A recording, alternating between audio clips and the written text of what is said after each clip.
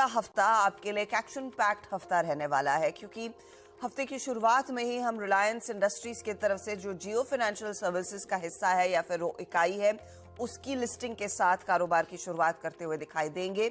और फिर इस हफ्ते बड़े इवेंट्स लाइंड अप भी हैं। ध्यान रहे, इसी हफ्ते दरअसल जेरोम पावेल फेडरल रिजर्व के चेयरपर्सन की तरफ से एक बड़ा स्टेटमेंट आएगा। जैक्सन होम वायोमिंग में दरअसल जो बैठक शुरू होगी, वहां से उनकी तरफ से बड़े स्टेटमेंट्स आने के आसार बनते दिखाई देंगे। भारतीय बाजारों के लिए एक बड़ा परेशानी का सबब बना हुआ है इन्फ्लेशन, और आरबीआई की हाल ही की क्रेडिट पॉलिसी के मिनट्स भी इसी हफ्ते आने वाले हैं। इन सभी चीजों के बीच आपने क्या आपकी ट्रेडिंग रणनीति बनानी है, उस पर करेंगे बातचीत। ध्यान रहे, जो पिछला हफ्ता था एक छोटा हफ्ता रहा, लेकिन मुनाफा वसूली वाला हफ्ता रहा।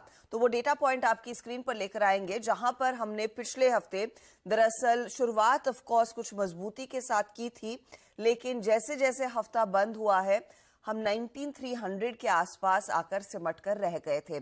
तो निफ्टी का क्लोज कल पिछले सत्र में यानी कि फ्राइडे के सत्र में 19,310 पर आकर टिकता हुआ दिखाई दिया। आप देखिएगा, सोमवार को 6 पॉइंट की गिरावट, फिर बुधवार के सत्र में 30 अंकों की बढ़त, लेकिन थर्सडे और फ्राइडे के सत्र में सबसे ज्यादा बिकवाली दरअसल मैग्नीफाई होती हुई दिखाई दी। गुरुवार के सत्र में जहां पर 100 पॉइंट गवाए निफ्टी ने, वही फ्राइडे के सत्र में हम 55 पॉइंट गवाकर 19,310 पर आकर टिकते हुए दिखाई दिए। 19,300 की लक्ष्मण रेखा के आसपास ही जाकर मामला फिट बैठता हुआ दिखाई दिया है। वहीं अगर आप निफ्टी बैंक की चाल देखेंगे तो निफ्टी बैंक में भी हूबहू यही होता हुआ दिखाई दिया। पूरे हफ्ते हालांकि बिकवाली की पोजीशंस बनती हुई दिखाई दी है। सोमवार को 100 पॉइंट टूटा, बुधवार को 145 पॉइंट टूटा। गुरुवार शुक्रवार आते आते निफ्टी बैंक में जो सेलिंग थी वो थोड़ी सी कम हुई, लेकिन निफ्टी में वो बिकवाली का भार ज्यादा बढ़ता हुआ दिखाई दिया है। अब सवाल यही होगा कि क्या ज्यादा मजबूत है, निफ्टी बैंक या निफ्टी? उस पर आगे वीरू से डिटेल में बातचीत करेंगे। ग्लोबल सेटअप के बीच क्या स्थिति उभर कर आ रही है, चाइना से क्या फीलर्स मिल रहे हैं, और ये हफ्ता खासतौर से अमेरिका के लिए कितना इंपॉर्टेंट होगा, ग्लोबल मार्केट्स के लिए कितना इंपॉर्टेंट होगा, उस पर नीरज जी को जोड़ेंगे। लेकिन ध्यान रहे, पिछला पूरा हफ्ता बिकवाली वाला रहा है। एफआईआईज की तरफ से पिछले पूरे हफ्ते 3,380 करोड़ तक की बिकवाली के आंकड़े कैश में देखने को मिले।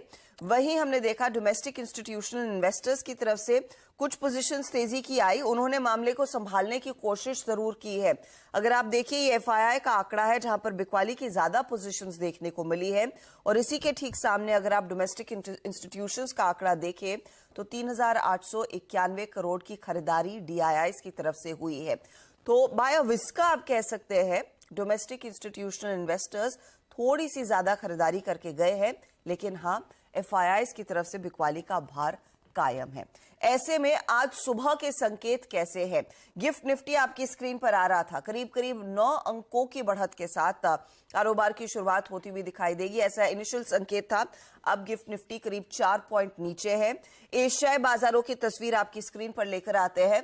वहां पर एक बड़ा टेक अवे नहीं है। जापान के मार्केट में करीब 70 अंकों की ही बढ़त देखने को मिल रही थी, अब 100 पॉइंट ऊपर है। हांगकांग का बाजार कुछ ही देर में और डेटा पॉइंट्स निकल कर आएंगे।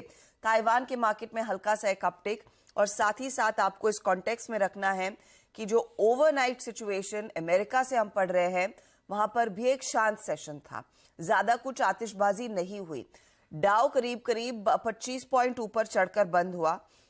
वहीं नैस्डैक में 26 अंकों की गिरावट, एस&पी एकदम फ्लैट था। लेकिन जब हम फ्राइडे को मार्केट क्लोज करके जा रहे थे, हमने तैयारी की थी कि अमेरिकी मार्केट्स में खासतौर से डाउ 52 अंकों की गिरावट पर रहेगा। वो तब और अब का डेटा पॉइंट आपकी स्क्रीन पर आएगा। तो जब हम निफ्टी को वाइंड अप कर रहे थे 19,310 पर, जहां पर निफ्टी जाकर टिक रहा था, उस समय संकेत डाउ फ्यूचर से करीब 52 अंकों की गिरावट का था, नैस्डैक से भी 50 अंकों की गिरावट का संकेत था, एस&पी एकदम फ्लैट था।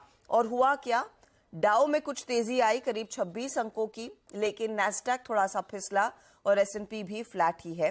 इस समय भी ज्यादा कुछ अलग नहीं हो रहा है, मामूली बढ़त की तरफ से इशारा है।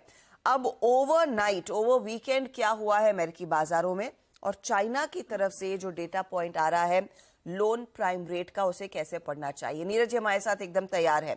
नीरज, गुड मॉर्निंग, बताइए।